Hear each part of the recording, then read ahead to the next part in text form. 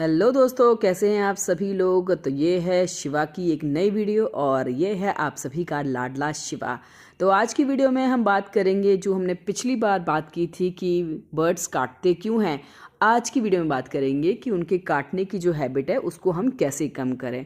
तो वीडियो को पूरा देखिएगा, लाइक ज़रूर कीजिएगा, शेयर कीजिएगा और चैनल पर नए हैं तो प्लीज़ सब्सक्राइब कीजिएगा, क्योंकि आज की वीडियो में बहुत इंपॉर्टेंट चीज़ बताने वाली हूँ कि किस तरह से आप अपने पैरट के काटने की आदत को छुड़वा सकते हैं। तो चलिए स्टार्ट करते हैं आज का वीडियो।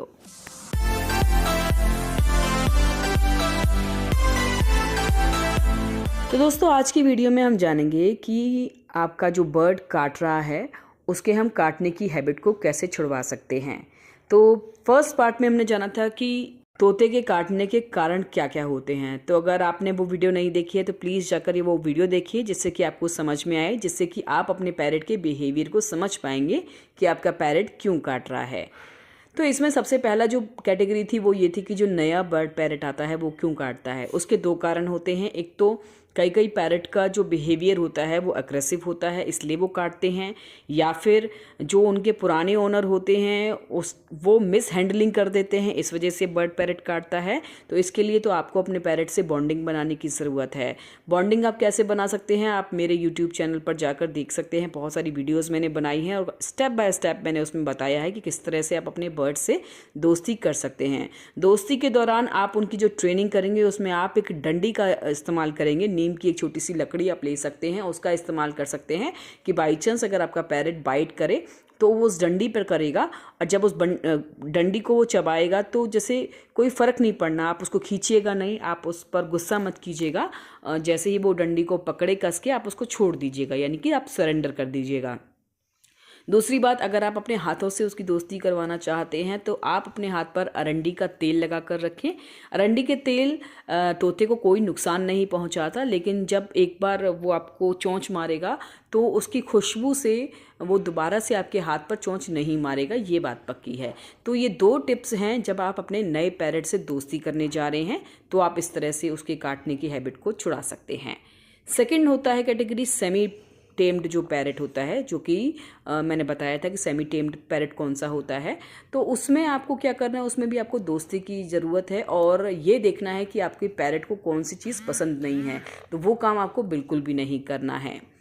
अब थर्ड कैटेगरी में जब आपका जाना पहचाना पैरट है, आपका दोस्ती हो चुकी है, उसके बाद भी आपका पैरट काट रहा है, तो उसके रीजंस कई सारे मैंने उसमें बताए हैं।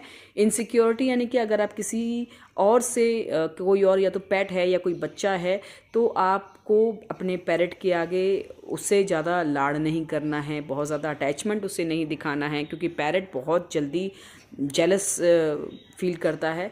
तो ये चीज़ आपको अपने पैरट के सामने नहीं करनी। दूसरा, आपको अपने पैरट को टाइम जिस तरह से आप दे रहे हैं उस तरह से आपको अपने पैरट को टाइम देना है। उसके केज की सफाई आप खुद करेंगे तो वो ज़्यादा अच्छा होगा। इसके अलावा आप अपने पैरट अगर आपका पैरट किसी बात पर गुस्सा है और वो इनसिक्योरिटी के कारण या गुस्से के कारण आपको काट रहा है, तो आपको उसके ऊपर चिल्लाना नहीं है, आपको उसको पनिश नहीं करना है, क्योंकि ये चीज़ें पैरट बहुत अच्छी तरह समझता है। तो इन सब चीज़ों से आपका पैरट और ज़्यादा अग्रेसिव हो जाएगा। अगर आपको मान लीजिए उसने काट भी लिया है, ज़ोर से पकड़ लिया है, तो आप अपने हाथ को छोड़ दीजिए, वो उस पर बहुत ज़्यादा चोंच नहीं मारेगा, वो खुद पीछे हट जाएगा। लेकिन अगर आप पीछे खींचेंगे तो वो और ज़्यादा उस पर अटैक करने की कोशिश करेगा। तो कोशिश कीजिए कि जब आपके पैरट के पास आप हाथ दे रहे हैं और वो काट रहा है तो आप अपने हाथ को छोड़ दीजिए, क्योंकि वो खुद से ही, अगर आपसे अच्छी तरह बॉन्डिंग उसकी है, तो वो बहुत ज़्यादा ज़ोर से आपको नहीं काटेगा। तो आप जब उसके आगे एकदम सरेंडर कर देंगे। और दूसरी बात यह है कि जब भी आपका पैरट सो रहा है या खा रहा है और वो नहीं चाहता कि उस टाइम उसको डिस्टर्ब किया जाए, तो उस टाइम आप उसको डिस्टर्ब बिल्कुल मत करें।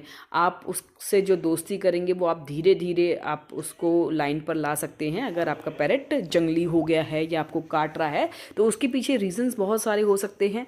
वो रीज़न जानने के लिए आपको मेरा पहला वीडियो देखना पड़ेगा, कि रीज़न बहुत सारे हो सकते हैं। अगर आपका फुली टेम्ड पैरट आपको काट रहा है तो हो सकता है। उसको जानने के बाद ये जो मैंने वीडियो में आपको सारी बातें बताई हैं उस पर आपको ध्यान देते हुए अपने पैरट के काटने की हैबिट को छुड़ाना होगा।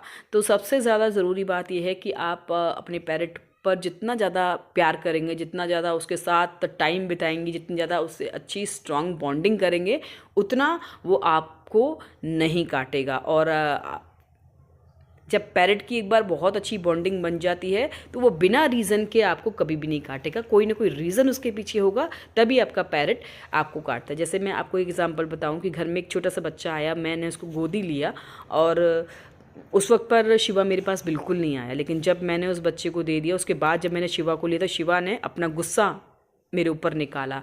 तो इससे ये अंदाज़ा लग गया कि शिवा को नहीं पसंद कि किसी और बच्चे को गोदी लिया जाए उसके सामने, मतलब कोई नया जो इसने ना देखा हो।